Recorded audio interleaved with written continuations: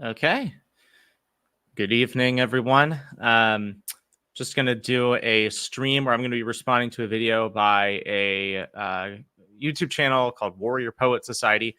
Initially, I was going to have a discussion with Steve Kozar as to the character of evangelical theology. But Steve's a bit under the weather, so we're just going to have to reschedule that. We're definitely going to get to it. But nonetheless, we want to...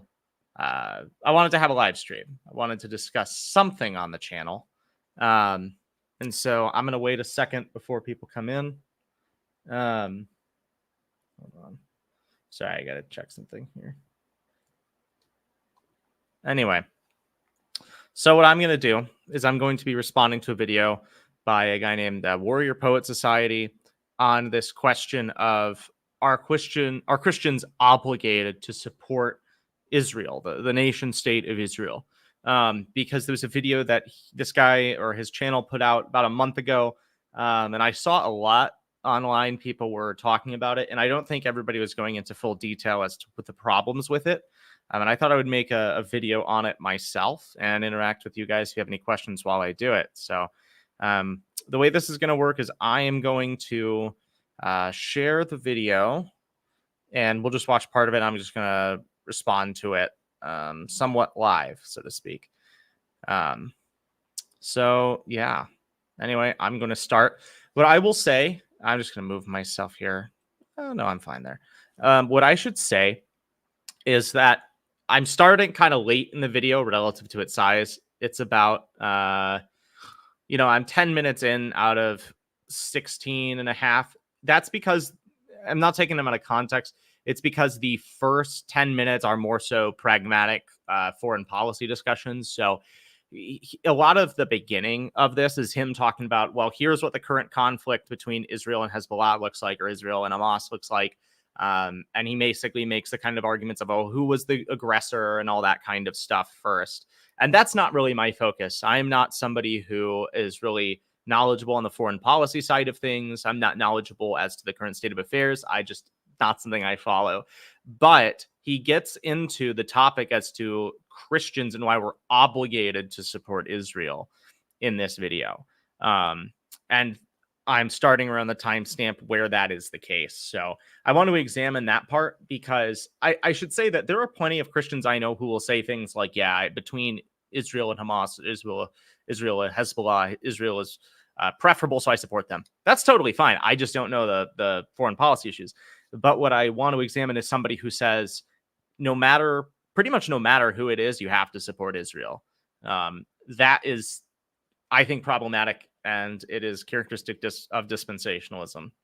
So this isn't going to be an absolutely exhaustive video. I'm not going to be able to respond to like every single thing in incredible detail, but I do have a video out on that subject.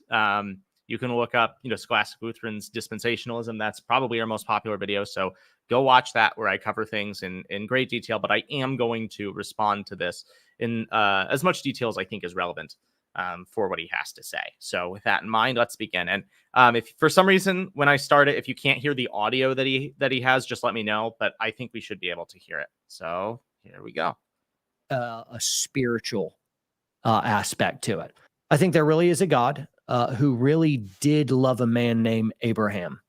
And in love of Abraham, he promised that he would bless the whole earth through his offspring. I'm not going to respond to this like immediately right here, because he covers this in greater detail later, but just keep in mind what he is saying. So I'm not just, skipping over this idea. Just like I believe there is a good God, I think there are evil forces in the world around. And you don't have to really look hard to find how evil it is. And if it looks like evil and mastermind control and power of yeah, I think there's a spiritual force of evil. People are evil and they're smart, but they're not that evil and they're not that smart.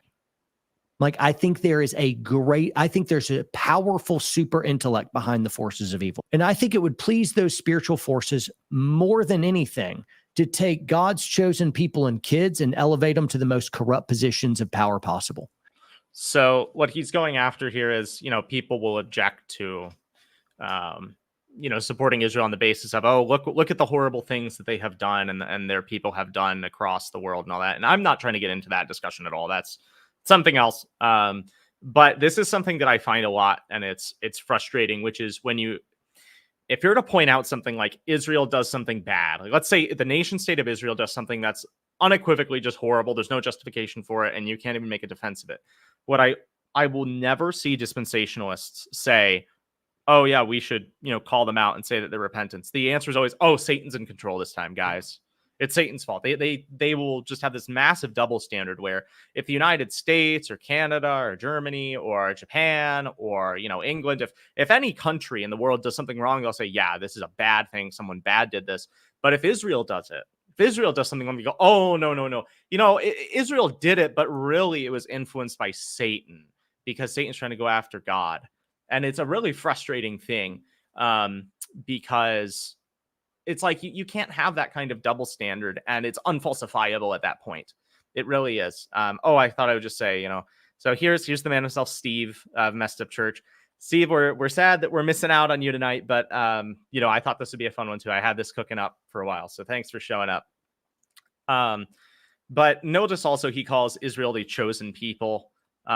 He's going to get into greater detail with that, but yeah, we're going to dispute that pretty significantly as to what he means by the chosen people of Israel, like what exactly that entails, because it is a pretty significant error, in my opinion, to hold that position. Now, I think God also has supernatural promises for the nation of Israel as well. And in so doing, they have their own champions. And so you have people doing good work, but you also have people that are black hat doing really maniacal work as well. Well, I might as well get into it now anyway. So when this is something to talk about with dispensationalism is when they talk about Israel having these promises, recall that in dispensational thought and the thought this guy has, I don't know if he explicitly says, oh, I am a dispensationalist and I follow Ryrie and all that stuff. I don't know, but he is using that exact language and he is speaking in the way that a dispensationalist would. Recall that in their theology, there are two sets of promises. One set of promises that goes to Israel, and those are material promises. They have great wealth. They'll have the physical land of Israel. The nation state will be theirs. They will have power over the earth. Like all of these physical earthly promises. That's to the Jewish people, the ethnic Israelites. And then you have this second promise that goes to the Christians, the heavenly people, which is promise of salvation, being with Christ. So there's two separate peoples, two separate promises. That doesn't mean that somebody who's an Israelite can't be a believer or something like that. I don't know what they really do, to be honest with you, with somebody who's in both camps. That's not really a problem or an objection, but suffice it to say that they say that, on the one hand, you have this group of faith, the Christians, and on the other hand, you have the ethnic people, and that there are different promises for them. And so when he uses this language of God as, Israel is the chosen people and they have these promises, he is speaking in a category of ethnic race gets material things from God. It's not a matter of, oh, look how faithful these people have been nowadays and they will get these promises in light of their faith or something like that. No, this is an ethnic thing that he is claiming and what dispensationalists claim. So I wonder, those are the forces of evil trying, if they can't destroy Israel, which they've tried to do for millennia and can't actually pull it off, then maybe what they can do is break the Lord's heart by taking his chosen people and corrupting them. So again, that's what I was saying earlier. What often happens is if Israel does something wrong, again, it's not Israel's fault. It's, well, Satan's the one behind it. Or, I should be fair. He's not coming out and saying, oh, it's not Israel's fault explicitly, but that's how it often, that's what it often leads to, is maybe there's a bit of nuance in this guy's thought of, yeah, well, Satan did it, they're willing, all this stuff. But from what I've seen of a lot of dispensationalists, it's, if Israel does something wrong, that was just these high up powers, controlling the leaders, and you can't blame them. God still loves them, and we have to support them effectively, regardless of what they do. So it's an issue in my mind. Ironically, many of those names on that list or those companies are no friend of the nation of Israel. They'd like to see it dissolved as well, though. So that's the irony of ironies, isn't it? Yeah, and I don't think the forces of evil care. Yeah, they just want to destroy God's chosen people. One of you guys in the comments, what was it? It was Scott, Scott responded to the poll with this. He actually just quotes Genesis 12. What did God say? I will make you into a great nation, and I will bless you, speaking to Abraham. I will make your name great, and you will be a blessing. I will bless those who bless you, and whoever curses you, I will curse. And all the peoples on earth will be blessed through you. So there it is. God loved Abraham, and he said, Abraham, I'm going to bless you and your offspring forever. And in fact, through your offspring, the entire world will be blessed. Now, in the book of Galatians of the New Testament, we can receive commentary that that offspring is actually Jesus Christ, and it means salvation comes from Jesus. The seed of Abraham comes through Jesus to go out to the whole world. Now, also in the book of Galatians, we're getting... So I just thought that I would say something important here. And it'll come back later. Like a lot of his, I mean, he's not writing like systematic or something, and that's fine. Like he kind of comes back to his ideas and will engage with them as they come about. But something important to mention is that passage, those who bless you, I will bless. Those who curse you will be cursed. That is actually, it's used all the time by dispensationalists to say this is speaking of ethnic Israel. But it's a really, really vague passage in my mind. So here's what I mean. When I talk with dispensationalists, I often ask them, okay, well, what does it mean to say that they're blessed or they're cursed? Like, what does it look like for somebody to be blessed by Israel or blessed when they bless Israel? I mean, in the Old Testament, we can totally say, yeah, a nation goes up against Israel and God protects them, destroys them. Okay, fine, right? But what does that look like now? Because they try to apply it to today. They're not just saying, oh yeah, if a nation goes up against Israel, they're going to be hurt. What they're speaking of today is, I think, something different because it's a lot more complex. It's not the same situation as back then where you have, oh, look, the neighboring society wants to take over and like steal their land, destroy them and stuff like that. Today, it's like, okay, well, is the United States going to send them money out of American tax dollars? And I've seen this passage used by dispensationalists to say, oh, well, I'm not going to vote for this politician specifically because he doesn't want to send Israel tax money. And so the United States is going to be economically cursed. You know, like it's kind of vague as I see now. In the Old Testament, I think it's fairly clear. Like I could see their reading, of course. But in the New Testament, I don't think it applies the same way. I mean, what they're saying is if the society is hurt, like if you do something bad to Israel, which again, they're vague on this, but if you don't give them money, you're going to be economically worse off. That's what I hear people say. And if you give them money, you're going to be better off. I don't think that's what the passage is talking about actually at all nowadays. And in the Old Testament, I really think it finds its fulfillment at the final judgment. So this is something that clicked in my head a few months ago, and I've been meaning to talk about, and I guess this is the right place to do it, which is I've been contemplating this. Like, what exactly does that mean when you say that those who bless Israel will be blessed and so on? Like, how does that apply to us today? And the thing is, I see so many people will rightly say, okay, this is not applying to modern nation state of Israel, but oftentimes they don't give a real alternative. And what I think I figured out, and this is just preliminary, I haven't really researched it way too much, so I haven't seen if other people give this exact interpretation, but I think that this finds its fulfillment in the final judgment. Because recall in Matthew 25 that Christ, speaking of the final judgment, says that there will be separation of the people, those who will go to eternal judgment or eternal fire, and those will be with Christ everlasting.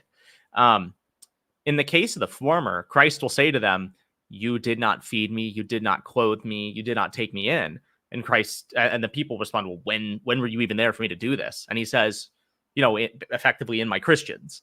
And vice versa, or the converse, he says to people, you took me in, you fed me, you clothed me. And they say, well, when did we do that? And Christ says, when you did this for my Christians. And so I think what's happening in the blessing and the cursing passage is that it finds its eschatological fulfillment in the fact that Christians, as we have the name of Christ, when somebody blesses a Christian, they are blessing Christ, and hence they are blessed in consequence.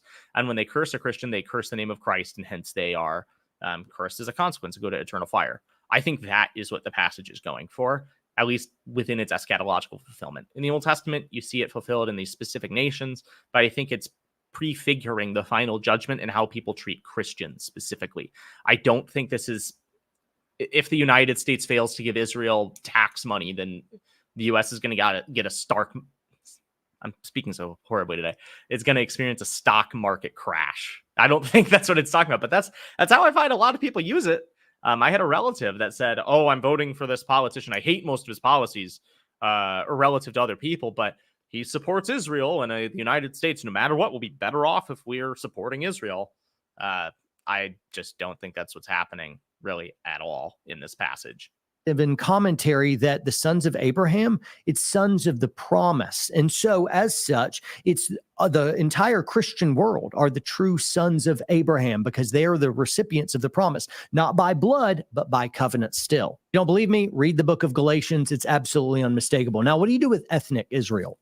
So this is where I get, when I first watched the video, I was actually fairly confused by this because he's completely correct on this part. I mean, I'm just going to read the passage for you. It's Galatians 3:26-29. I'm using the New King James. It says, quote, for you are all sons of God through faith in Christ Jesus. For as many of you as were baptized into Christ have put on Christ. There is neither Jew nor Greek. There is neither slave nor free. There is neither male nor female, for you are all one in Christ Jesus. And if you are Christ's, then you are Abraham's seed and heirs according to the promise. Yeah, I think that's correct as to what he's saying. That is, Christians are heirs of the promise in Abraham's line because of faith. But now he's going to start talking about like ethnic Israel. And as I said in the beginning, well, according to dispensationalism, ethnic Israel has a different set of promises. Like, what? Because remember, Galatians 3, we're heirs of the promise. It's not, well, we're heirs of this one promise that Abraham has. Whereas, the ethnic Jews are the heirs of this other material, earthly promise. No, there's just one promise. And on top of that, that one promise is found both in Jews and Greeks. And hence, Jews and Gentiles. So, yeah, I mean, and a side note that I always like to bring up is when you talk to a lot of dispensationalists, what they'll say is, well, it says Jew and it says, Israel here. So it has to mean them and not, to the exclusion of others. And in my dispensationalism video, I point out, okay, well, there are tons of passages where the contrast is Jews and Greeks. If you're to take that consistently, are you going to say like Romans, Persians, and others like don't apply here? They just, they're like no one. It's in 1 Corinthians, I had a dispensationalist comment on my dispensationalism video specifically saying, well, it says Jew, church, it was something like Israel, the church, and the Greeks. And so, clearly there's some distinction. I say, okay, well, by Israel or the Jews, whatever the phrase was, that means unbelieving. And for Greeks, it means the Gentiles. I mean, otherwise you have the church as like an empty category. I mean, who's there but the Jews and the Greeks? Like, does it not exist? No, it's clearly talking about unbelieving Jews, which have their own situation in a sense because of their status at the time of bringing the Messiah and expecting him. And then you have the unbelieving Gentiles who are in their own status. And then the church, which is a combination of believing Jews and Gentiles. So that's just a side note. But anyway, let's continue. If you read Romans chapter 11, you'll see that God still has a plan for ethnic blood Israel. They're described as the root, the chosen, the Gentile world. That's everyone that's non-Jewish, but still saved by the blood of Jesus. They're grafted in. So they're part of it, but they're an unnatural grafting in, but there still remains the root. And what we find in Romans 11 is God still has a plan for Israel. Still, the promises to Abraham ring true. And again, that is ethnic Israel, just like. So, yeah, I just got this comment. I think conservative Lutherans should support Israel. I don't know if you were here for the beginning of the video, but what I'm trying to go at here is I'm not actually saying that Christians like should or should not. I actually just don't know regarding foreign policy. What this guy's doing, though, is making an argument that Christians categorically have to as Christians. So it's not a mere matter of pragmatism. Like I know people that will make arguments along the lines of, oh, well, Israel is the most free nation out there, and they're fighting the rising tide of Islam, and I prefer them. Like, all right, that's a fine and good argument. I have no issues with that. What this guy is saying is, as Christians, you are obligated to support Israel effectively, regardless of the circumstance. That's what I'm going after in this. So it's totally respectable if somebody supports Israel on the basis of pragmatic grounds, on stuff on the basis of foreign policy and all that. I just that's not my specialty, and that doesn't really concern me. What concerns me is the dispensationalists who will go crazy about this, and we'll see it in the end of the video, how far he goes on this topic. But let me continue. There's a thought I have, but I want to make sure he finishes his thought before I respond. Like in later in Revelation, there's going to be. Oh, sorry. I'm going to rewind it just a tiny bit here. So he makes this argument. He says, okay, in Romans 11, you see that God still has plans for ethnic Israel. That God still has plans for the Jews, that you have the tree and then the Gentiles are grafted in, but the root is Jewish. I hear this argument all the time as like a defense of dispensationalists, but I don't get it at all. Like, it sounds really convincing at first. When you think about it more, it doesn't help them. Again, the key thing to remember with dispensationalism is that the Jews and the church have different promises for them. Ethnic Israel has a different set of promises. It's a different people than the church. But in Romans 11, there is one tree. There is one people. And he rightly notes, yeah, the Gentiles are grafted in. But in dispensationalism, no, they're not grafted into Israel. They're just their own people. So what's his view really say? And on top of that, when you read Romans 11, hey, some people are cut off. Some of those limbs are cut off. And so the historic reading is just, yeah, the Jews are the root because they were believing. The unbelieving Jews are cut off, and believing Gentiles are grafted on. There's one people of God that continues. That's it. There's not multiple sets of promises. There are not different peoples that God works with differently in this way that dispensationalists will talk about. It's, there is one nation. There's the language of the church as nation. Another thing to mention is that the church is described in the same way or similar ways as Israel is. A royal priesthood. Exodus 19 says that first of Israel. 1 Peter 2 says that of the church. The term ecclesia is used in the Septuagint to speak of Israel. Well, the term ecclesia is used in the New Testament to speak of the church. So, it is frankly one people. Now, there is a slight distinction, a slight nuance to make that Gerhard and others, or sorry, it's not Gerhard, it was somebody else makes. No, it's Kim Riddlebarger makes. Riddlebarger, I think he's right on this, that there is a slight distinction that, Israel obviously has different ceremonies, they're governed in a different way, all that kind of stuff. But the distinction is slight. Like, back then they were Israel, but now they are the church triumphant in heaven. They are the church. But back then we wouldn't describe them in the church the same way. But there are not two separate, eternally different peoples, effectively. Remains the root. And what we find in Romans 11 is God still has a plan for Israel. Still, the promises to Abraham ring true. And again, that is ethnic Israel. Just like in later in Revelation, there's going to be 12,000 from each of the 12 tribes saved. That is ethnic Israel. So, I don't have enough time to go into the extensive Revelation too much, because that's obviously a very difficult passage. But a few things to note is whenever we're reading prophetic, apocalyptic literature, you have to be really careful with numbers and names, because like in the Old Testament, if you read Isaiah and the Psalms on this, a lot of the eschatological promises that are given are like, God will destroy the boats of Tarshish on the final judgment. Well, Tarshish doesn't exist anymore. And the descriptions of the boats, those kinds of boats don't exist anymore. And Ezekiel, there's discussion of the final battle with bows and arrows and horses. That's not how military works. And so the responses I see from dispensationalists sometimes are like, well, the Chinese military still uses horses. Maybe bows and arrows are coming back. It's like, no. Why would it's just not the way things work. And so I'm just careful with names. It's also important to recognize that just looking at the 144,000 of Revelation 7 and Revelation 14, that for one, well, the 12 tribes, well, they're notably missing Dan and Ephraim. So it's not the exact same as the Old Testament Israel. Second, the way that the church has historically understood this passage, or as far as I know, historically, pretty much everybody I've read on it, the church fathers, has been a numerological interpretation, which I think is perfect, which is that the 144,000 comprises the 12 tribes times 12 apostles times 1,000 as in the number of perfection. And the way that is understood is to say it's the fullness of God's people. So it's not trying to give a precise number as to how many Israelites will be around during the Great Tribulation to be protected in, like, was it Jethra, north of Jerusalem or something? That's how it's often read. No, instead it's talking about the whole people of God, Old and New Testament, in full completion. So, other problems with it being literal Israel that way is Revelation 14:4 describes this people as having not defiled themselves with women.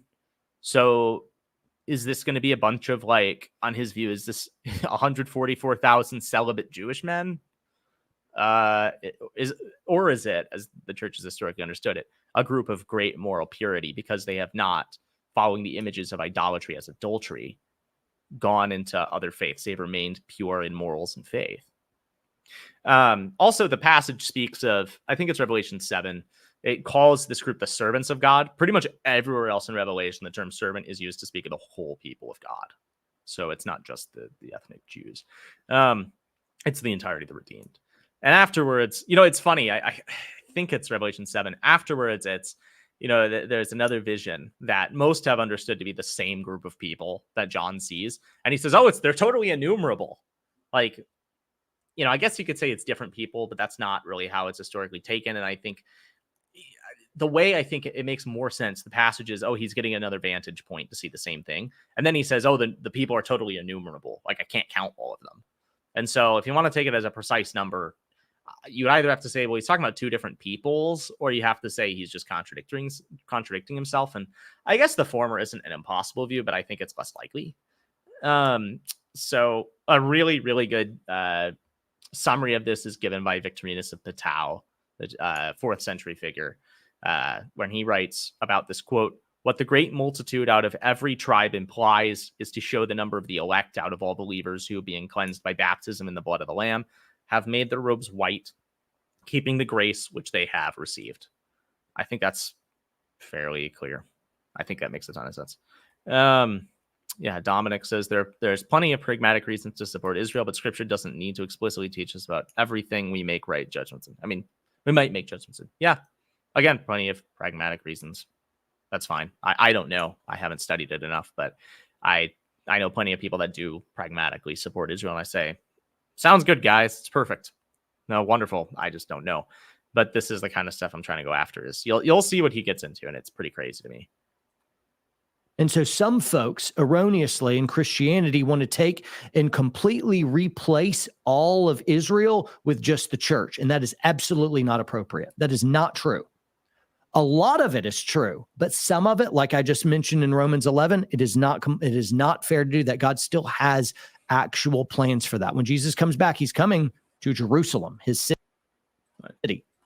So that actually doesn't really, none of what he says actually proves anything. So number one is he misunderstands the historic, or I would say it's historic view. We see it in Justin Martyr and tons of others. I've never seen an early church father. I've never seen a church father really say Israel is a separate people. I just haven't seen that. The way that the historic, like amillennial position or a non-dispensationalist position is going to look at Israel and the history, the relationship between Israel and the church is effectively that you have Old Testament Israel, which is by faith, like the members are by faith. I mean, recall that you have these codes, you have these practices as to proselytizing people to become members of Israel in the Old Testament, like Gentiles who come in and are effectively catechized in the faith or circumcised, they can participate in things. That happens. Being Rahab is super important in this front. And so, but for the most part, yeah, it happens to be ethnic Jews. And so you have the faithful lasting for a while. And then according to the dispensationalists, my view, according to them, is, God just stops working with Israel, starts a new society, the church. And then Israel's just gone. No, that's not my view. That's not my view. They call it replacement theology, which is, again, a complete straw man. The view is God works with people of faith at all times. And in the Old Testament, the people that had faith were Jews, and you had a small series of pockets of Gentiles that God worked with too, that could be grafted into Israel. Now, I mean, I guess you could say there is some distinction between believers and being members of Israel proper. Like, there are exceptions. I mean, you have believing Nineveh, you have Job, who I don't think, we don't have reason to think he was an Israelite. I mean, he was prior to Abraham, very likely. Just a bunch of stuff like that, right? But I think those are more so exceptions than they are the rule on this, which is that typically what happened is somebody believed they would come in and effectively become members of Israel in some way. And then what happens in the New Testament is that expands out. You have the Gentiles grafted into the root being the Jews that believed. The Jews that do not believe are cut off. And then the Gentiles are grafted in, and you have the same people. Effectively, it's just an expansion. And there are obviously differences between the church and Israel in terms of the fact that, Israel works with the sacrifices. The church no longer has to. And that's not touching on the sacrifice of the mass that Rome has, but like quite literally the animal sacrifices. We have baptism, we have the Eucharist, and various other ceremonies, rituals, and practices that ancient Israel didn't have identical to us. We also are not just a single like physical nation. We are spread around the world. So there are those differences, but that's not effectively, it's not this massive thing wherein there's another group of believers, the ethnic Jews that have special material promises that they'll have the land of Israel forever or something. So that's just not what it is. Also, he cites Romans 11. He says, oh, look, God has a plan for the ethnic Jews to have them all saved.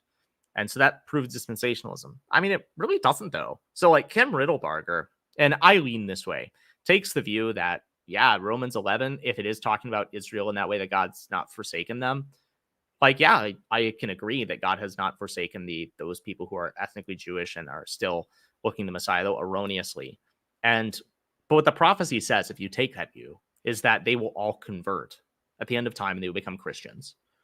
That's it. It doesn't say that they're now going to regain the physical land of Israel and they're going to bring back the temple sacrifices. Then it's just not the same thing. Ambrose, Kim Riddlebarger, others take this view that does not necessitate dispensationalism. Also, I laugh at his comment at the end there. He goes, well, Jesus is going to, when he comes back, he's going to come to Jerusalem. See, it's a city. Well, it's just, where Jesus lived. Duh, he's going to go back there. That doesn't prove the vast majority of dispensational belief whatsoever. Some of you guys arriving in have made it this far and somehow didn't click off, even though you are not all about the Christianity stuff and the whole biblical debate is really beyond you. You can't understand the religious right without understanding this, because a large part of the reason why the conservative right, the Christian world, it's sped up. Didn't mean to do that. All about the Christianity stuff and the whole biblical debate is really beyond you. You can't understand the religious right without understanding this, because a large part of the reason why the conservative right, the Christian world, wants to ally with Israel is because if you're not an ally of Israel, then you're an enemy of God. And yeah. There's a lot to say. There is a massive amount to say. So what he just said was actually correct in the beginning, where he goes, yeah, you have to understand this issue to understand the religious right historically. Just as an historical fact, that's true. You look at the religious right of the 90s, to early 2000s, of the 80s. This is a big aspect of it. Dispensationalism is the root of a lot of the beliefs on this. It makes a ton of sense. You look at presidents and governors, and you see, they use the language that dispensationalists will use, the chosen people. George Bush says it. Both HW and W, I believe, both do. There are still governors right now that will say it. I think Trump has said it before. I could be wrong on that one, though. But then he goes off and says that, well, if you're an enemy of Israel, or if you don't support Israel, an enemy of God. So, that's something else. I do want to look at this comment here from a viewer. He says, hi, I'm a Lutheran Israeli. Just joined the stream, but just want to give my 2 cents that you do not owe me your support based on your beliefs. We, the church, are Israel of God, and not what's on my passport. Yeah, exactly. That's what I'm saying. You can totally support Israel, the nation, if you want. If you think that they are correct, that they are the better group in the controversy or in the wars today, support them. But again, on the basis of Christianity as such, we're not required. And this is where I'm going to get to it. Our national issues are not Christian spiritual matters, and muddling the two is dangerous. Yep. And that's what he gets into right here, is he says, if you are not an ally of Israel, you're an enemy of God. Or let me rewind it so I can hear exactly what he says. Wants to ally with Israel is because if you're not an ally of Israel, then you're an enemy of God. And if you are not an ally of Israel, you're an enemy of God. Wow. So what this means is that somebody who lives their entire life, going to mass or church, whatever, who has faithfully performing good works, has faith in Christ, recognize the resurrection, all those kinds of things, but they are not an ally of Israel themselves. So they not just support Israel. Yeah, God hates them. Like they are wicked. That's what he's saying. I mean, this is additional law that you have to support the nation state of Israel. Yeah, that's what dispensationalism turns into in so many cases. This is what I grew up with. I had a relative once say to me, "Oh, well, this preacher that's very popular, he's not actually Christian." I asked, "Well, why? I mean, so many people listen to him." And he goes, "Doesn't support Israel. He's pro-Palestinian." And I'm like, "That's it? Like that's why you think he is not a Christian, because he has an opinion on the nation state of Israel? That, that's not like something like, oh, I want to destroy it or something. He just says, yeah, I don't think that they're the chosen people of God, and he thinks that the Palestinians are correct in their beliefs, or are correct that they own the land now. That's what constitutes Christian. Like that is a necessary condition for Christianity. That's actually insane to me, because you have to say that pretty much the entire church history is like wrong. I mean, you have to condemn everybody.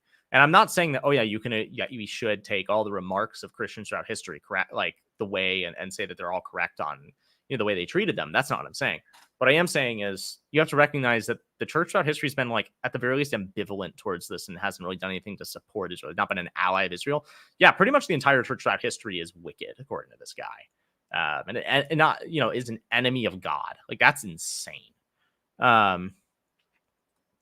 So, this is interesting. So he says Hamas cited one of their reasons for October 7th was Texan evangelicals sending red heifers to Jewish fundamentalist groups in an attempt to bring the second coming closer. This ideology is harmful. Yeah. Now that doesn't, of course, justify what Hamas did or anything. I'm not going to sit around and say, yeah, it's their fault that they did this or anything on the basis of that alone. But it does show. I mean, that's what you'll have is, like, you'll have these evangelicals. They get so excited, like, the red heifer was born. The red heifer was born, guys. We got to send them to Israel so we can bring back the third temple or build the third temple and bring Jesus back. There's that video of Greg Locke, who says he's like, I want to have a nuke hit like the. I'm not going to say the whole thing, but effectively he says he wants the death of millions so he can bring Jesus back. And wow, it was definitely a take of all time. It's really bad though, and a lot of the time this is a pragmatic thing, and this is not something that I'm going to sit around and say is characteristic of all dispensationalists. But I find so much, and I touch on my dispensationalism video before, is that a lot of the time dispensationalists like lose sight of the Christian life. Effectively, they lose sight of what we're supposed to focus on. So I know so many dispensationalists who you talk to them about theology and they're like, oh man, I can tell you everything that's going to happen, like the time under the rapture, what Israel's going to be doing, like all this stuff. And I ask them, all right, well, what do you think of, like, what is baptism? Like, what do you think of these different views? And they're just like, I have no clue what's going on. Like, they focus so much on this stuff. They defend Israel to their dying breath. And then you ask them to tell basic things about Christ, what he has done. And a lot of times they can't even say it. And it's really sad. Again, that's not characteristic of all of them, but it is a very easy trap for people to fall into, because, I mean, when I was a dispensationalist, I got to be honest, it's pretty fun. Like, it's fun to read all these theories as to what's going to happen. Like, oh my gosh, this is going to be so exciting. Like, what's going to happen, trying to figure out who the Antichrist is. Like, dude, that's fun. It's straight up fun. But a lot of times people get so distracted by it. And then we have Matt, Scarpelli. The topic of who rightly owns the land of Israel and Palestine is my topic of senior thesis. It is so complicated. Yeah. And that's part of my point here, is like, I'm not trying to make a foreign policy decision. If I am not going to, I do not know the situation. Like, I know people that I respect immensely, who I see as wonderful Christians that say that they are pro-Israel. And I know some amazing Christians that say they are pro-Palestine. I straight up don't know. Like that, I am not willing to condemn either of those people on the basis of that alone. But that's what this guy's doing. He says, if you are not an ally of Israel, you're an enemy of God. And this is something I think about. Like, well, okay, again, earlier I talked about Genesis 12, how I think that's fulfilled at the final judgment. But what does their view really entail at a personal level? Like, how much do I have to be an ally of Israel? Like, what does this mean? And the way I've seen it play out in a lot of dispensational circles is you can never criticize Israel. So much of what I had growing up was basically defend Israel all the time. It's like how you have the Pope splainers defending Pope Francis on everything. You have the Israel splainers. Like they'll defend Israel on everything. And he says, like, if Israel's your if you're not allied with Israel, then you're an enemy of God. Just thinking let's just speak theoretically here. So in the Old Testament, and this is not theoretical, but in the Old Testament, Israel does some bad things and God brings nations on them as punishment. Like, the language is that Israel brought it on themselves in those cases. But think of today, like, theoretically, let's just say that Israel attacks the United States or wherever you're from, just totally unprovoked. And there is no justification for they just do it because they want your land or something, right?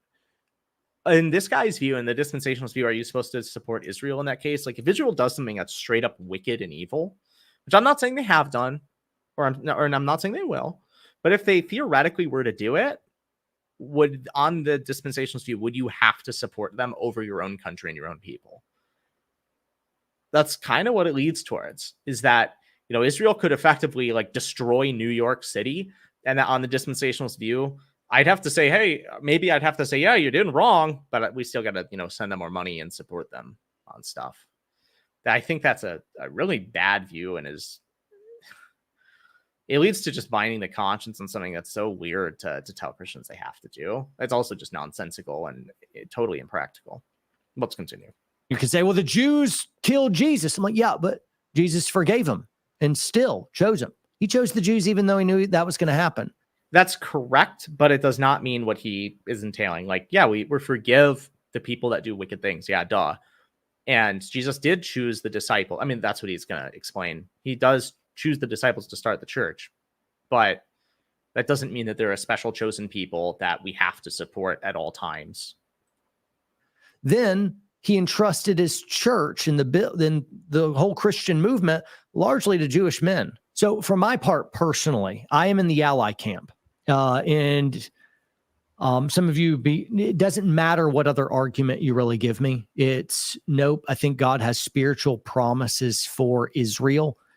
This is something that you see, though, is a lot of them will defend Israel. Again, it's not on the basis of, yeah, they are doing the right thing. It's God has made these promises, so I have to support them. And that's why you see a lot of the religious right, I mean, like, of the 90s and the 80s, acting this way and being so pro-Israel. And so even though I could look at that graphic where all the world controllers and all these corrupt government officials and they're Jewish and they're running stuff, I'm like, yep, I'm not a fan of any of those. I think that's terrible. And I'm against whatever specific people are causing horrible, awful, corrupt evil. And it doesn't really matter what religion they are. But generally, overall, the nation of Israel still has promises from God. He still has a supernatural protection. Otherwise, the nation of Israel should have ceased to exist a long time ago. But the fact it's still standing, even though it's been surrounded by their enemies, people who've wanted to kill them for thousands of years, and they're still standing, even though they're a dot, that means there's a supernatural protection. It really doesn't, though. I mean, for one, right? Like, Israel was destroyed. The temple was destroyed in the first century. And then the people of Israel had to just kind of go around a lot, and they were kicked out of tons of places.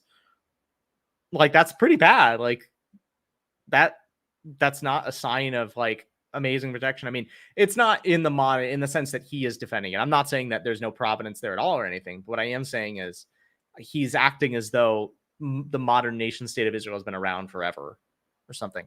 And this is something so important that I've been thinking about recently.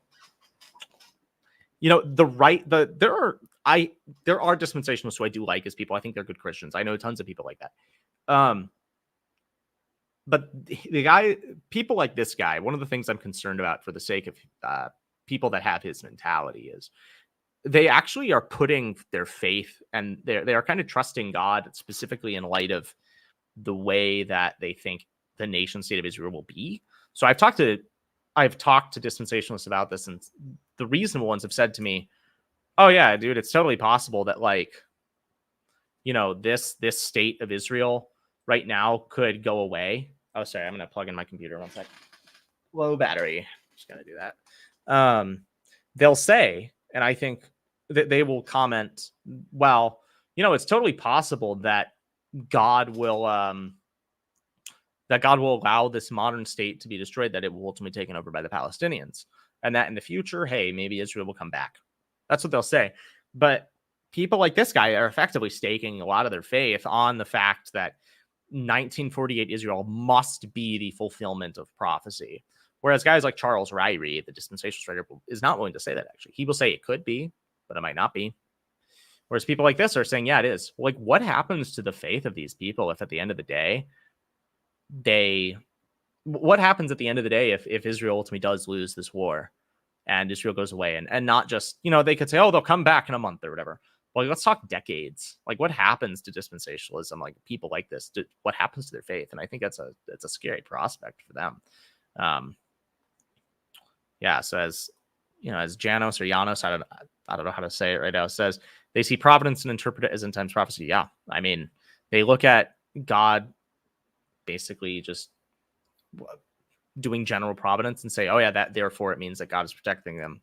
By that same logic, I mean, there's so many, by the logic of, oh, people shouldn't have survived the certain circumstance, therefore God protects them. I mean, there's so many. I'm sure there are so many examples we can give for other societies too. So it doesn't really work. Beware calling Israel your enemy. Beware. And I'm not saying because Israel crushed you. I'll say because God still has plans for them. And even though they do not deserve it, God has chosen them. And that's the whole nature of salvation. So that's pretty much the end of the video. I mean, he goes over and he does make a good point, which is, Israel has not merited their role. God gives it to them. They don't deserve it. And much the same way, the gospel, we don't merit what we have. I mean, yeah, I agree. But his concluding thought is effectively, or prior to that, so it's not fully his concluding thought, but his penultimate thought is, yeah, if you don't support Israel, God could hurt you. Like, that's, yeah, it's that meme, how you doing? Yeah, that's kind of how I feel with people like this. Oh, I don't know what to think of Israel. If you don't defend Israel, God will hurt you. Oh, yeah, I just don't know how to feel. I mean, it's just wild to me. It's as I said earlier, I think it's a complete misunderstanding of Genesis 12. I think that is fulfilled at the final judgment when it speaks of Christians being representatives of Christ and what people do to Christians, not the nation state of Israel and material blessings and curses. But so that's all I have on this right now. Any thoughts or questions? I guess I'll take some of those right now before I head out. Anything else people want to say? Let me see if I've missed any comments.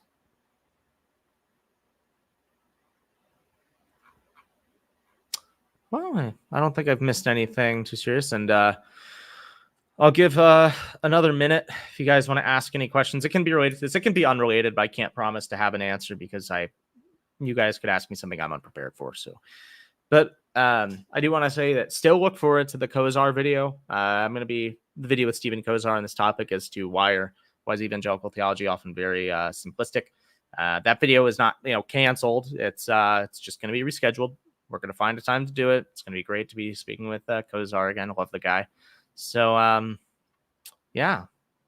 Last call for any thoughts. If you guys have any comments, as I don't see any others. Okay. Yeah. Oh, yeah. Here's one. Here's a great one by Colin Brooks. Whose channel you guys should watch. I really like Colin Brooks. The American church's obsession with Israel is a major stumbling block to my in-laws who are Arab Muslims. I mean, yeah. Like, it's a really sad thing, when you think about it. This is something that when you realize it, like, you can't go back. At least your thought process can't. The way that a lot of American Christians speak of Israel and like how Israel should handle like the Palestinian conflict, like, you have to realize, wait, like, a lot of the time they're just like, yeah, we should just destroy it all. That's what Greg Locke says. There are Christian churches in, that are Palestinian. Like, there is I know there's a Lutheran church out there, at least an Episcopal church, a Baptist church. Like, there are churches, like, there are Christians out there, and they want to effectively support Israel over Christians because of a false understanding of their theology. And that is a very, very dangerous thing. And it really gives a bad, it shows something very poor to the world, a very poor testimony as to what we believe. So, anything else? Or I'm going to head out.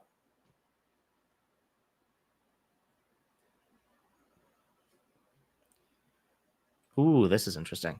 Off topic, but any response to Catholics who say the stuff that Pope Francis recently said is consistent with Thomism, such that natural man can conceive of God, therefore many paths to God? Yeah, this is a controversy. I have not seen all of Francis's comments on it, but I do think it is to some extent Pope's splaining.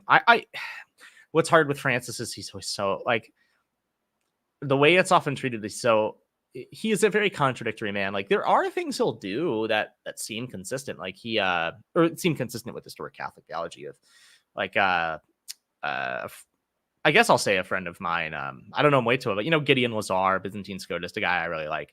He pointed out that there are letters of Francis saying, yeah, people need to continually evangelize. But then they'll have statements about like, oh, religious diversity is a gift from God. Like I don't know about that. So I think on this topic, like I'll put it this way. I think there is a very real sense in which you can say that, like, Muslims aren't wrong that monotheism is true. Now, their conception of monotheism is false, and so on. Like, religions that believe in God, they'll all get, or they presumably, most of them will get at least one thing right.